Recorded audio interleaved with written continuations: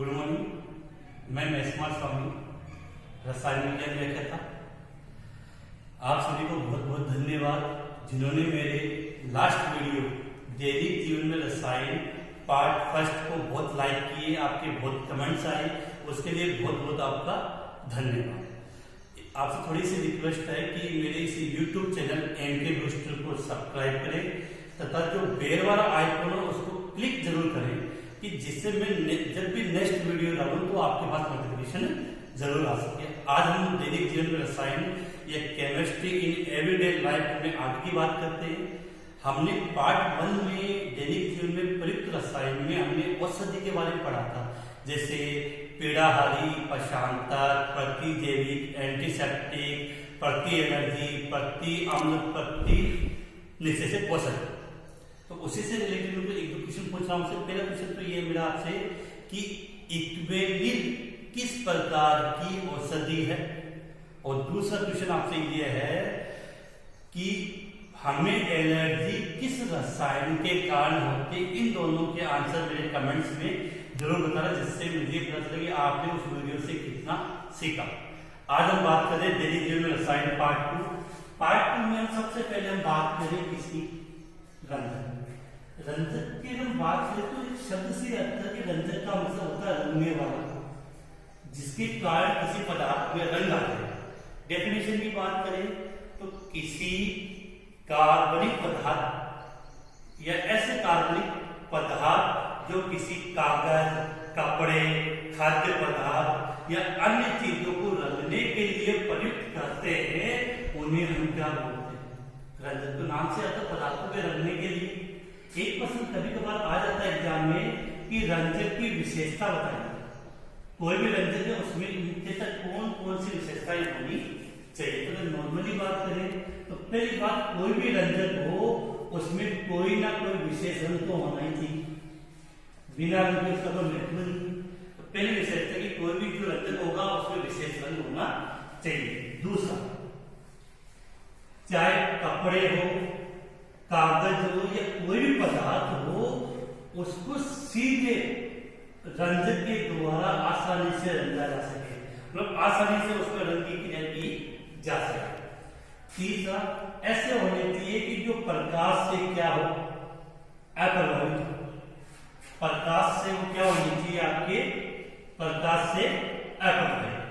और नंबर 4 कि जो रंजक होता है उस पर जल, अम्लीय विलयन, क्षारीय विलयन, साबुन या अपमार्जक का कोई प्रभाव नहीं हो, अर्थात उनके प्रति वो क्या होना चाहिए, प्रतिरोधी होना चाहिए। तो ये तो थे रंजक के सामान्य विशेषता।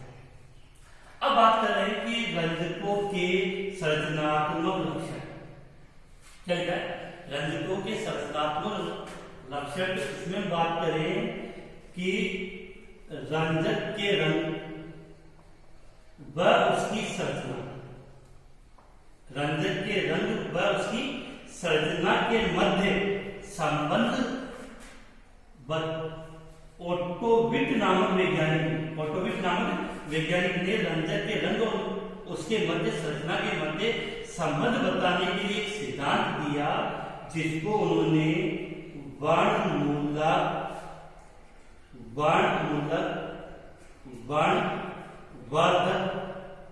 सिद्धांत कहा। मतलब रंजक के रंग और उसकी संरचना के मध्य संबंध बताने के लिए ओटोविट ने कौन सा सिद्धांत दिया, वर्णवर्धक सिद्धांत। और ओटोविट के सम्मान में इस सिद्धांत को हम विट सिद्धांत भी देते हैं। एग्जाम में सिंपल सा क्वेश्चन आएगा कि वर्णवर्धक सिद्धांत को समझाइए या इस सिद्धांत के मुख्य बिंदु लिखिए। इस सिद्धांत को समझने के लिए हमें 3 शब्द पर गौर करना पड़ेगा कि वर्णमूलक, एक आता है वर्णजन और एक आता है वर्णवर्धक।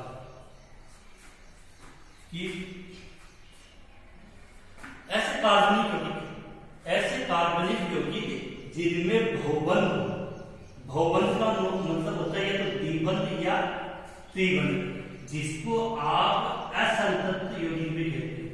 तो ऐसे कार्बनिक यौगिक जिनमें भौबंध या वो असंतृप्त होते हैं, वो उनमें रंग पाया जाता है। ऐसे समूह क्या कार्बनिक समूह है जिनमें भौबंध उपस्थित होता है। जो रंग के लिए जिम्मेदार होते हैं उन्हें वर्णमूलक कहते हैं। वर्णमूलक को इंग्लिश में क्रोमोफोर कहते हैं। वर्णमूलक का इंग्लिश वर्ड क्या है? क्रोमोफोर। और क्रोमोफोर का जो शाब्दिक अर्थ होता है वो होता है रंग को धारण करना। तो याद रखिए रंग को धारण करने वाले समूह को हम क्या बोलेंगे? वर्णमूलक। और वर्णमूलक को इंग्लिश में क्या बोलते हैं? क्रोमोफोर। अब अगला लिखा मैंने वर्णजन। ऐसे यौगिक जिनमें वर्णमूलक समूह पाया जाता है, ऐसे यौगिक जिनमें वर्णमूलक समूह पाया जाता है उसे हम वर्णजन कहते हैं। वर्णजन को इंग्लिश में बोल सकते हो आप क्रोमोजन। अर्थात क्रोमोजन तो वो यौगिक हो गया और क्रोमोफोर उसके अंदर पाया जाने वाला क्या हो गया? समूह हो गया। अब यहाँ पर अगर हम वर्णमूलक या क्रोमोफोर की बात करें, जैसे एग्जाम्पल की बात करें तो आपने पढ़ा होगा नाइट्रो समूह, इसको बोलते हैं नाइट्रो, इसका नाम हो गया नाइट्रोसो। एड्रो समूह है,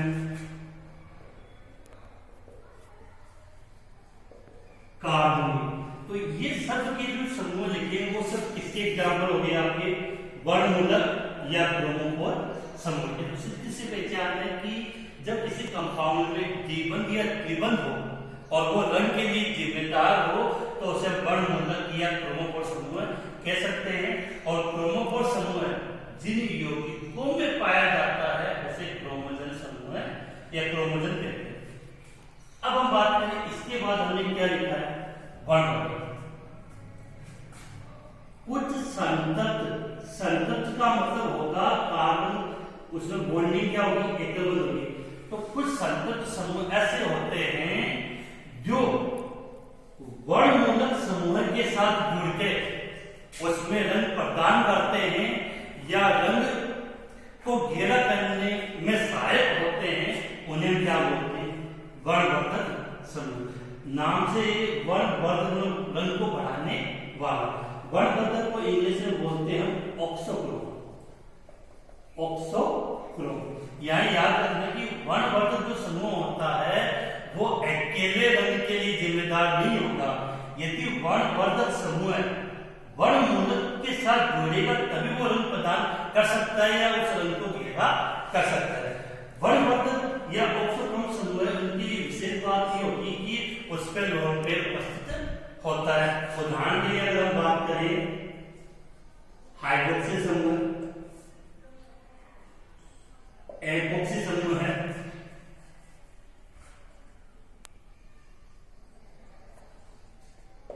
प्राथमिक एल्वीन, सेकेंडरी एल्वीन, टर्शियरी एल्वीन। तो ये सब के सब कौन से समूह हैं? वर्णवर्धक या ऑक्सोक्रोम। इंग्लिश टर्म्स यहाँ इसलिए लीजिए कि बहुत बार वर्णवर्धक के स्थान पे क्रोमोफोर, ऑक्सोक्रोम सिद्धांत के नाम से क्वेश्चन आ सकता है। तो सिंपल से याद रखिएगा। अब हम एक एग्जांपल लेते हैं कि एक एड्रोबेंजीन होता है। एड्रोबेंजीन है वो रंगहीन यौगिक होता है। एन डबल बॉन्ड एन, तो दोनों तरफ बेंजीन, इसको बोलते हैं एड्रोबेंजीन। तो एड्रोबेंजीन रंगहीन है, लेकिन जैसे ही मैंने इस एड्रोबेंजीन पर एक एमिनो समूह NH2 समूह ऐड कर दिया तो नाम हो गया पेरा। 1 2 3 4 1 4 के रिलेशन को आप क्या बोलते हैं? पेरा। तो पेरा एमिनो एड्रोबेंजीन, जिसके कारण इसका रंग कैसा हो गया? पेरा। कैसा हो गया? पेरा। तो इसका मतलब ये हुआ कि यहाँ पर ये जो एड्रो समूह है वो तो आपका कार्य करेगा वर्णमूलक के रूप में, वर्णमूलक के रूप में, और जो NH2 समूह है वो कार्य करेगा आपका वर्णवर्धक के रूप में। और इस पूरे कंपाउंड को आप क्या बोल सकते हो? वर्णजन बोलते हैं। तो ये था कि रंजक के रंग और संरचना के मध्य संबंध। अब हम बात करते हैं कि जो रंजक हम उपयोग लेते हैं उसकी उपयोगिता के आधार पर रंजक को हमने 8 प्रकार में डिवाइड किया है। नॉर्मली जो क्वेश्चन पूछा जाता है वो तो ये आ सकता है कि रंजक का नाम देंगे और फिर मतलब जो प्रकार उसका नाम देके उसके उदाहरण पूछ लिए जाते हैं। तो सबसे पहले हमने यह लिखा है कि उपयोगिता के आधार पर रंजकों का वर्गीकरण, कि हम किस प्रकार से उनको उपयोग करते हैं उसके आधार पर सबसे पहले हमने लिखा है सीधे रंजक। सीधे रंजक या इसको हम बोल सकते हैं प्रत्यक्ष रंजक। सिंपल सा तरीका है कि रंजक के गर्म विलयन में कपड़ों को डुबोया जाता है, भिगो के सुखा दिया जाता है। तो ऐसे रंजक क्या कहलाते हैं आपके सीधे रंजक। इसमें कोई विशेष क्रिया नहीं, जल में घोला, कपड़ों को डुबोए और सुखा दिया जाता है। एग्जाम्पल जरूर याद रखना है। सीधे रंजक ये प्रत्यक्ष या डायरेक्ट रंजक है। एग्जाम्पल क्या है इसका? मार्टियस पीला कांगोला। क्या नाम है एग्जाम्पल? मार्टियस पीला और कांगोला। दूसरा रंजक क्या लिखा हमने? अम्लीय रंजक। तो अम्लीय रंजक से नाम साफ समझ में आता है कि ऐसा रंजक जो कौन से माध्यम में कार्य करे? अम्लीय माध्यम में। अम्लीय रंजक होता है उनमें सल्फोनिक अम्ल या उसके लवण होते हैं, उसके लवण। तो याद रखना कि अम्लीय रंजक अम्लीय माध्यम में कार्य करेंगे जो सल्फोनिक अम्ल या उनके लवण होते हैं। एग्जाम्पल याद रखना, नारंगी फस्ट। क्या है? नारंगी फस्ट, अम्लीय रंजक। तीसरा लिखा मैंने क्षारीय रंजक। क्षारीय रंजक का मतलब होता है कि कौन से माध्यम में कार्य करेंगे? क्षारीय माध्यम में। यहाँ विशेष रखना कि इस प्रकार के रंजक में कौन सा समूह होता है? क्षारीय एमिनो समूह उपस्थित होता है। कौन सा? क्षारीय एमिनो समूह उपस्थित होता है। Example, aniline yellow, malachite green. Aniline yellow, malachite green किसके एग्जाम्पल? क्षारीय रंजक। अब बात करते हैं नंबर 4, प्रकीर्ण रंजक। प्रकीर्ण रंजक का मतलब क्या होता है? इस प्रकार के रंजक का पहले निलंबन बनाया जाता है, निलंबन विलयन। और उस निलंबन विलयन में जब कपड़ों को डुबोया जाता है तो रंजक के जो कण होते हैं वो उस कपड़े पे विकसित हो जाते हैं, फैल जाते हैं, प्रकीर्णित हो जाते हैं। इस कारण से इसको उन्होंने क्या नाम दिया? प्रकीर्ण रंजक। और इसका एग्जाम्पल है एंथ्राक्विनोन रंजक।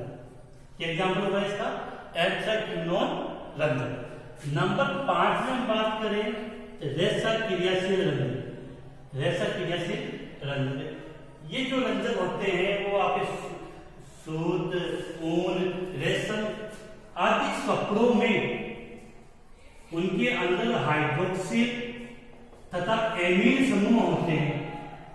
रेशों के अंदर ये समूह होंगे और ये समूह है रंजक के साथ क्रिया कर लेते हैं, रंजक के साथ क्रिया कर लेते हैं। इस कारण से इसको नाम दिया गया रेशा क्रियाशील रंजक। विशेष बात यह है कि ये रंजक अनुत्क्रमणीय होते हैं। अनुत्क्रमणीय रंजक का मतलब होगा कि एक बार क्रिया करने का मतलब ये स्थायी रंजक होते हैं। कैसा रंजक होते हैं? स्थायी रंजक होते हैं। एग्जाम्पल इसका प्रोसन लाल, प्रोसन लाल। तो रेशा क्रियाशील रंजक का एग्जाम्पल क्या हुआ? प्रोसन लाल। अब हम बात करते हैं अंतर्निहित रंजक। कैसे?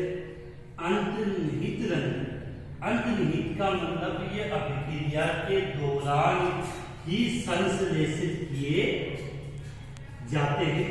खासकर सूती कपड़े, ऊनी कपड़ों के लिए इनका प्रयोग किया जाता है। इस रंजक में होता क्या है कि एक क्रियाकारी विलयन में रेशों को भिगोकर दूसरे क्रियाकारी विलयन में डुबोया जाता है, जिसके कारण अभिक्रिया के दौरान ये रंजक संश्लेषित होते हैं। इसे एग्जाम्पल के रूप में लें तो फिनोल या नेप्थोल से भिगे हुए रेशों को जब डाई एजोनियम लवण में डुबोया जाता है तो वहां पर युग्मन क्रिया होती है और युग्मन क्रिया के फलस्वरूप वहां पर रंजक का निर्माण होता है। किसे भी करा कि रेशा या कपड़ों को हमने फिनोल या नेप्थोल के विलयन में भिगो के फिर उन उनको डाई एजोनियम लवण में डुबोया जाता है तो वहां कौन सी क्रिया होती है सतह पर युग्मन, और युग्मन क्रिया के फलस्वरूप वहां पर रंजक का निर्माण होता है। अंतर्निहित रंजक के लिए विशेष क्वेश्चन ये बनता है कि इनको बर्फ रंजक भी कहा जाता है। अच्छा क्वेश्चन आएगा कि इनको क्या बोलते हैं हम, बर्फ रंजक, क्योंकि ये रंजक होते हैं वो कम ताप पर ही कार्य करते हैं। कम ताप के कारण इनको क्या नाम दे दिया गया, बर्फ रंजक। अब सातवां बात करें वेट रंजक। ये प्राचीनतम रंजक है और प्राचीन काल से ही इस रंजक का प्रयोग करते हम आ रहे हैं कि ये रंजक क्या होते हैं कि विलयन में एवले होते हैं। तो पहले इनको विलेयशील रूप में कन्वर्ट किया जाता है, जो रंगहीन होता है, फिर उनको विलयन में डुबो के कपड़ों को सुखा दिया जाता है, जिससे उनका ऑक्सीकरण होता है। ऑक्सीकरण के कारण फिर ये रंगीन दिखाई देते हैं। वेट रंजक का एग्जाम्पल सबसे अच्छा है, आप लोग सबने नाम सुना होगा, इंडिगो रंजक। चलिए इंडिगो रंजक। अगले हम बात करें मोडेंट रंजक। मोडेंट रंजक ये इसको बोलते हैं रंग बंद रंजक, रंग बंद रंजक, और इनका उपयोग इसके लिए किया जाता है, ऊन के लिए।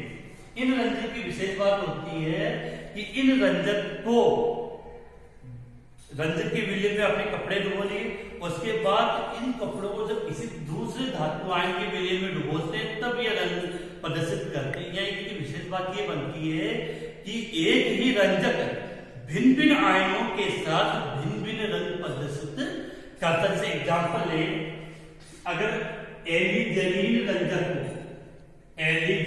रंजक को एल्यूमिनियम आयन का मतलब Al3+ आयन के विलयन में डुबोया जाए तो ये कैसा रंग देगा, गुलाबी रंग। और इसी एलिजलीन रंजक को बेरियम आयन Ba2+ के विलयन में डुबोया जाए तो ये कैसा रंग देगा, नीला। इस प्रकार से हमने उपयोगिता के आधार पर रंजकों का वर्गीकरण किया। वैसे पढ़ते तो हम सब है और सभी अपने लिए इम्पोर्टेंट होते हैं, लेकिन विशेष बात याद रखनी है, एक तो हमने बड़ा रंजक के लिए वर्णवर्धक सिद्धांत बहुत ज्यादा इंपॉर्टेंट है। दूसरा यहाँ पर आप याद रखना अंतर्निहित रंजक, मॉडरेट रंजक और वेट रंजक, इन तीनों के एग्जाम में बहुत बार पूछा जाता है। अब हम आगे आते हैं, नेक्स्ट टॉपिक की तरफ बढ़ते हैं। हेडिंग में लिखी खाद्य पदार्थों में रसायन। आप लोगों ने पढ़ा भी है कि हम जितने भी खाद्य पदार्थों का सेवन करते हैं उनमें किसी न किसी रूप में रसायन होते हैं। उन्हीं रसायनों में मैंने पहले हेडिंग के रूप में क्या लिखा है, परिरक्षक। परिरक्षक से पहले हम एक शब्द पढ़ना सीखना चाहेंगे, खाद्य परिरक्षण।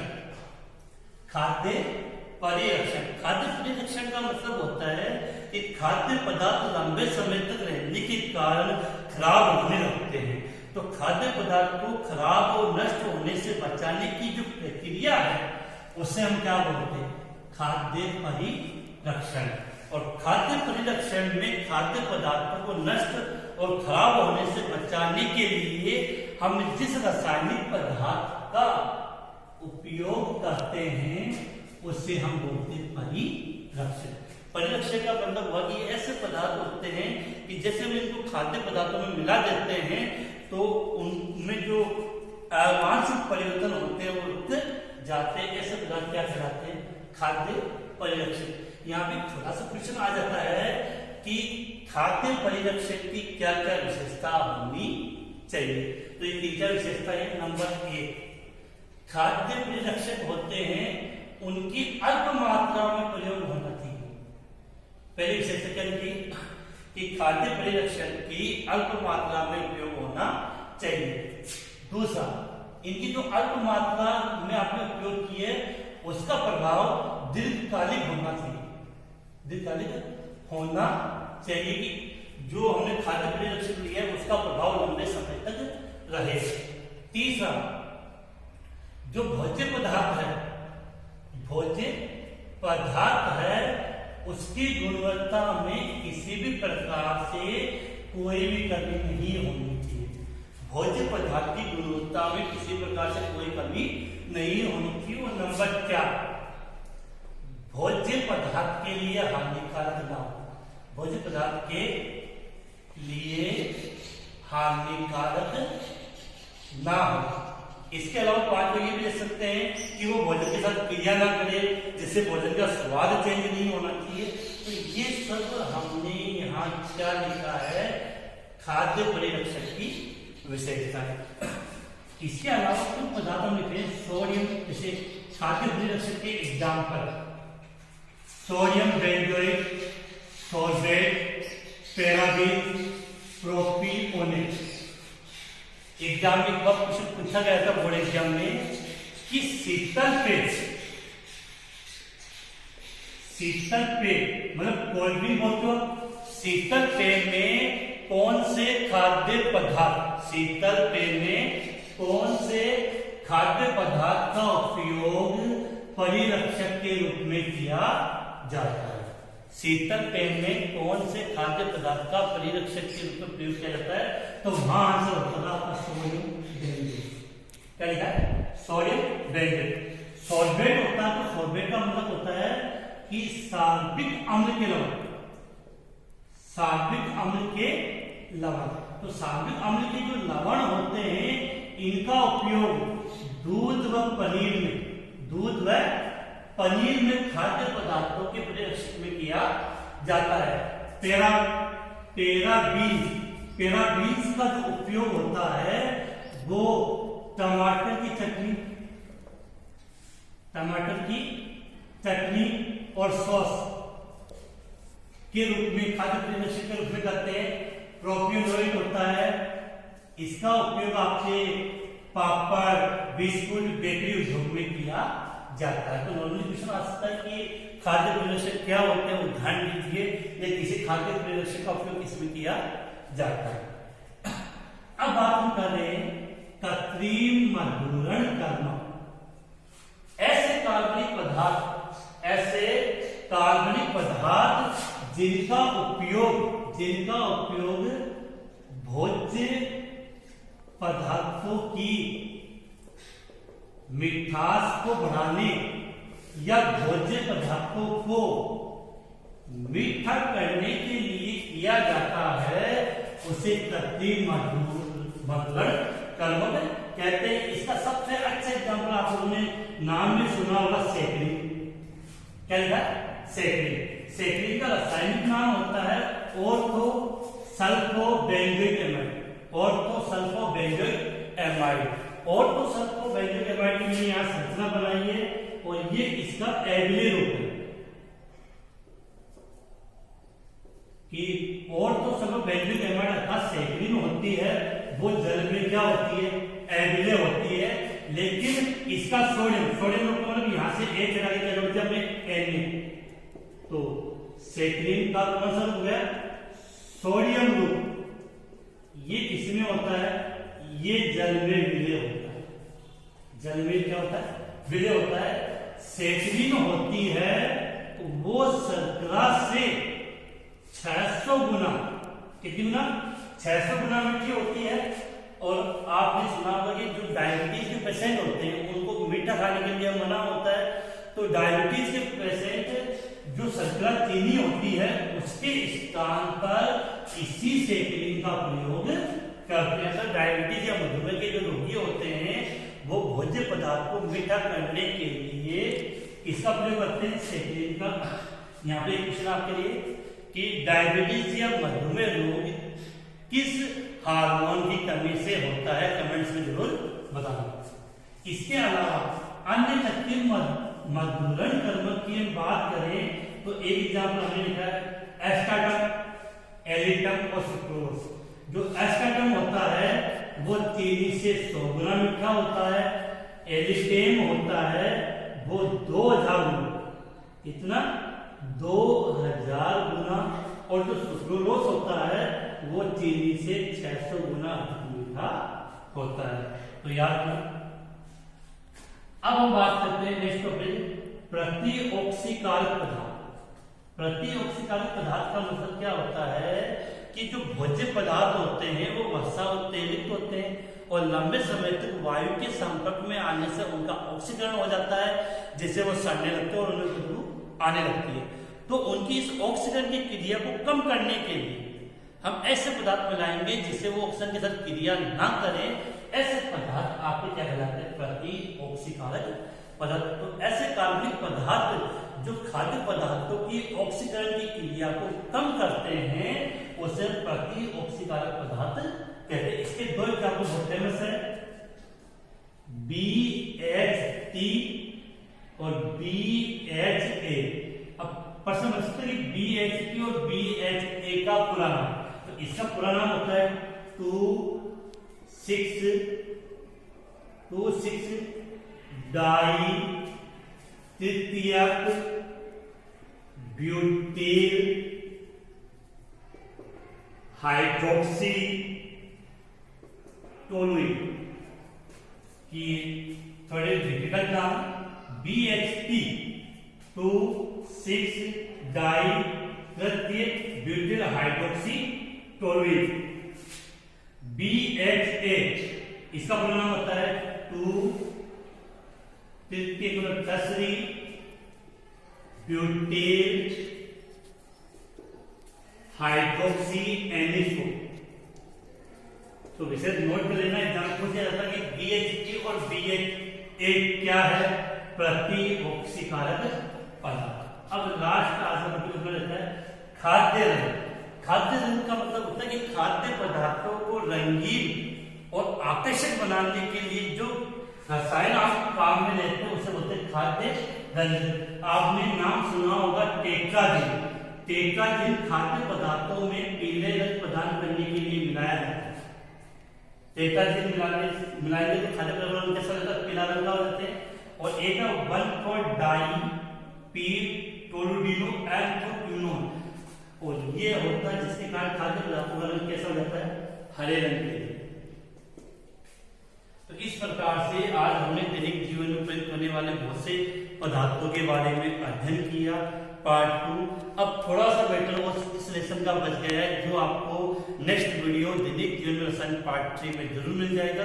इसके साथ मैं दो बातें और कहना चाहूंगा कि मैंने पहले अपने फर्स्ट वीडियो में भी कहा था कि दैनिक जीवन में रसायन संबंधी आपको इसके नोट्स चाहिए, बुक की PDF चाहिए, तो मेरे नीचे लिखे व्हाट्सएप नंबर पर आप मैसेज कर देना, मैं आपको इसके नोट्स की PDF सेंड कर दूंगा। इसके अलावा आपको केमिस्ट्री संबंधी कोई भी प्रॉब्लम हो तो आप शाम को 5 से 7 के दौरान मुझे कॉल कर सकते हैं।